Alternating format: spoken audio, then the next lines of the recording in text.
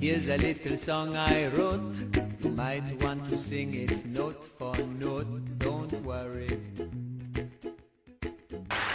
When I was 7 years old and my sister was just 5 years old, we were playing on top of a bunk bed. I was 2 years older than my sister at the time. I mean, I'm 2 years older than her now, but at the time that meant she had to do everything that I wanted to do, and I wanted to play war. So we were up on top of our bunk beds, and on one side of the bunk bed I had put out all my G.I. Joe soldiers and weaponry, and on the other side were all my sister's Milos and ponies and ready for a cavalry charge. There are differing accounts of what actually happened that afternoon, but since my sister is not here with us today, let me tell you the true story. Which is my sister is a little bit on the clumsy side, and somehow, without any help or push from her older brother at all, suddenly Amy disappeared off of the top of the bunk bed and landed with this crash on the floor. And I nervously peered over the side of the bed to see what had befallen my fallen sister, and saw that she had landed painfully on her hands and knees on all fours on the ground. I was nervous because my parents had charged me with making sure that my sister and I played as safely and as quietly as possible. And seeing as how I had accidentally broken Amy's arm just 1 week before,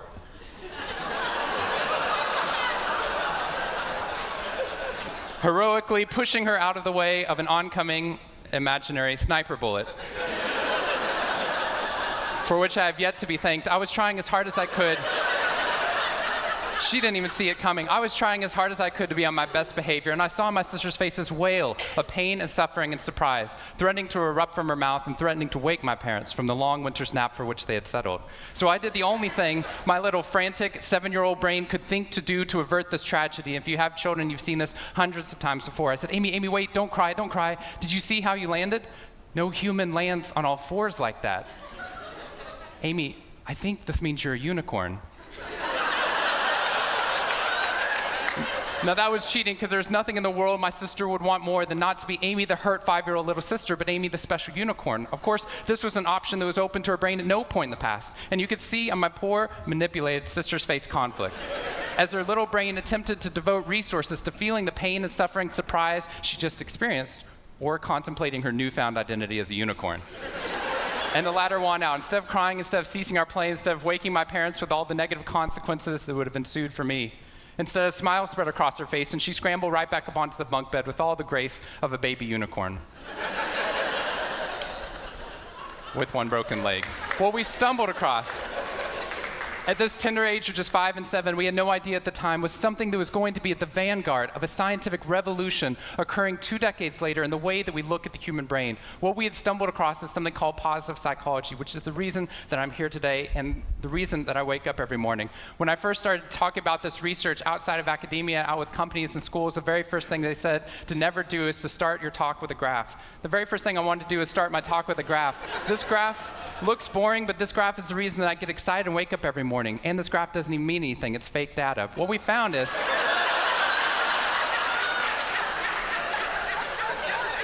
if I got this data back studying you here in the room, I would be thrilled, because there's very clearly a trend that's going on there, and that means that I can get published, which is all that really matters. The fact that there's one weird red dot that's up above the curve, there's one weird in the room, you know who you are, I saw you earlier. That's no problem. That's no problem, as most of you know, because I can just delete that dot. I can delete that dot because that's clearly a measurement error, and we know that's a measurement error because it's messing up my data. So one of the very first things that we teach people in economics and statistics and business and psychology courses is how, in a statistically valid way, do we eliminate the weirdos? How do we eliminate the outliers?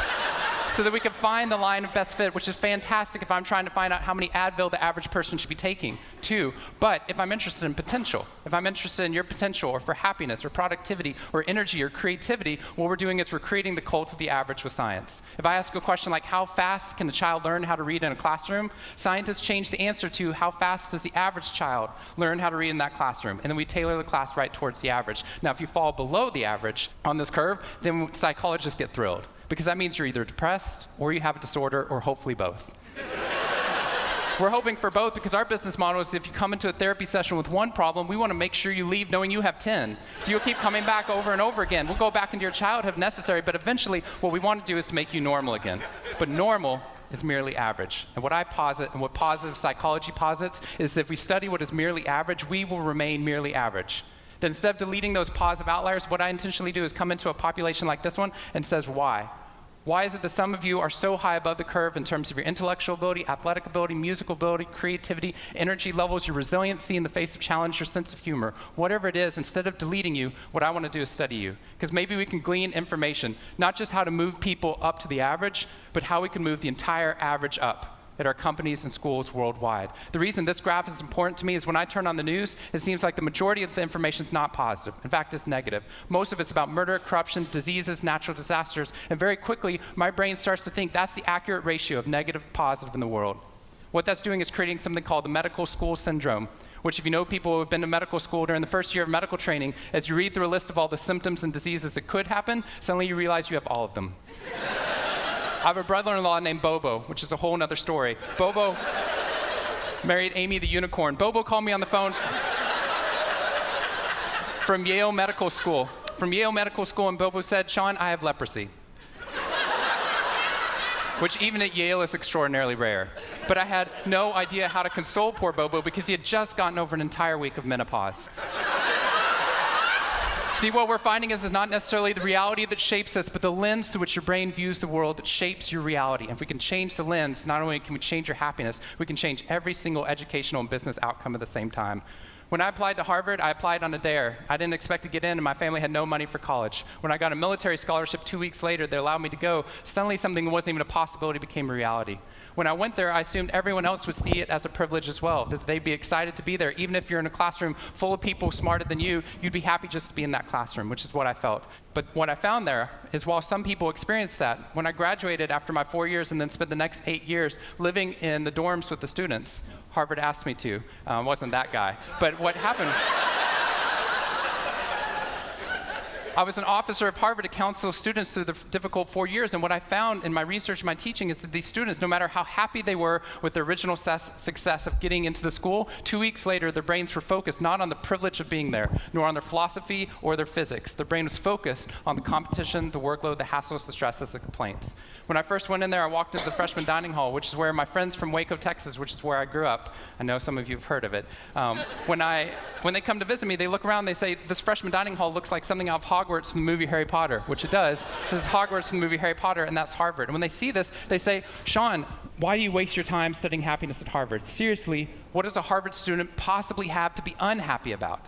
Embedded within that question is the key to understanding the science of happiness. Because what that question assumes is that our external world is predictive of our happiness levels. When in reality, if I know everything about your external world, I can only predict 10% of your long-term happiness. 90% of your long-term happiness is predicted not by the external world, but by the way your brain processes the world. And if we change it, if we change our formula for happiness and success, what we can do is change the way that we can then affect reality. What we found is that only 25% of job successes are predicted by IQ. 75% of job successes are predicted by your optimism levels, your social support, and your ability to see stress as a challenge instead of as a threat.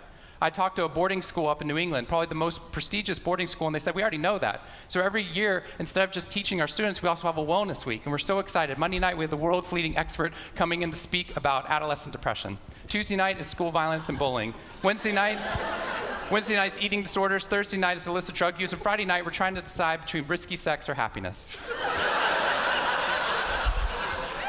I said, that's most people's Friday nights.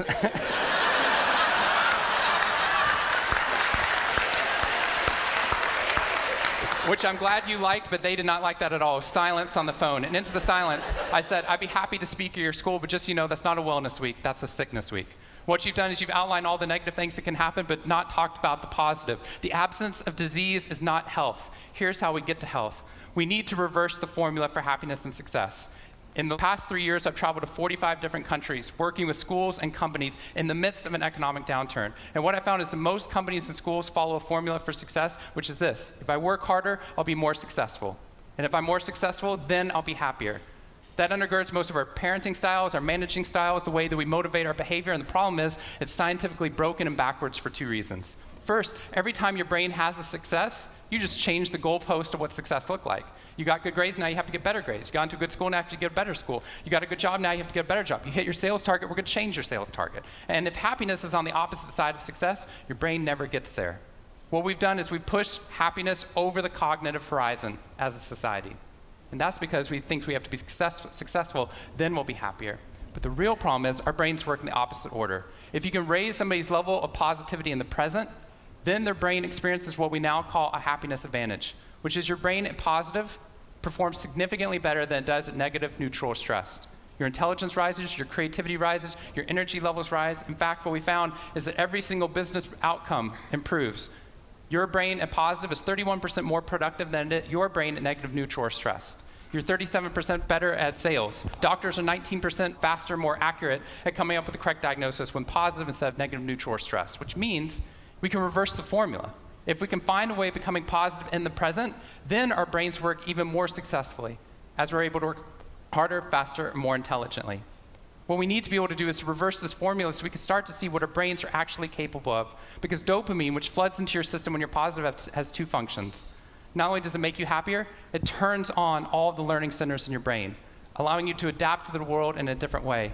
We've found that there are ways that you can train your brain to be able to become more positive. In just a 2-minute span of time, done for 21 days in a row, we can actually rewire your brain, allowing your brain to actually work more optimistically and more successfully.